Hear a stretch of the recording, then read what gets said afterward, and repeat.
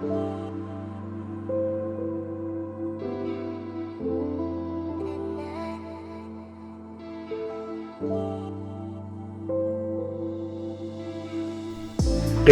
हमारे घर का।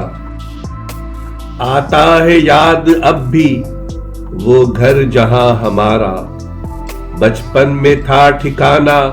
उस घर की एक खिड़की अब भी सुना रही है हमको वही फसाना।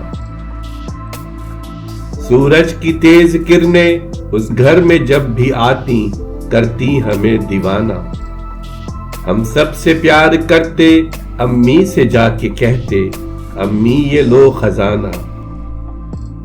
ये कह के हम अठन्नी आंचल में बांध देते मकसूद था सताना। आता है याद अब भी वो घर जहां हमारा बचपन में था ठिकाना।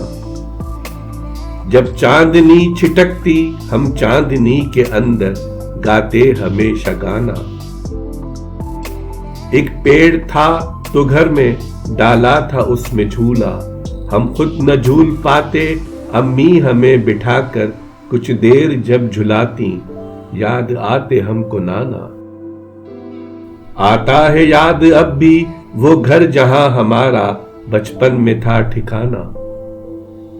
केवड़ा गुलाब चंपा हाँ घर में थे हमारे और ऐश का जमाना। बचपन के दिन थे यानी सीखा नहीं था हमने पौधा अभी लगाना। ऐसे में अब्र आते तो क्या ही प्यारा लगता चिड़ियों का चहचहाना। आता है याद अब भी वो घर जहां हमारा बचपन में था ठिकाना।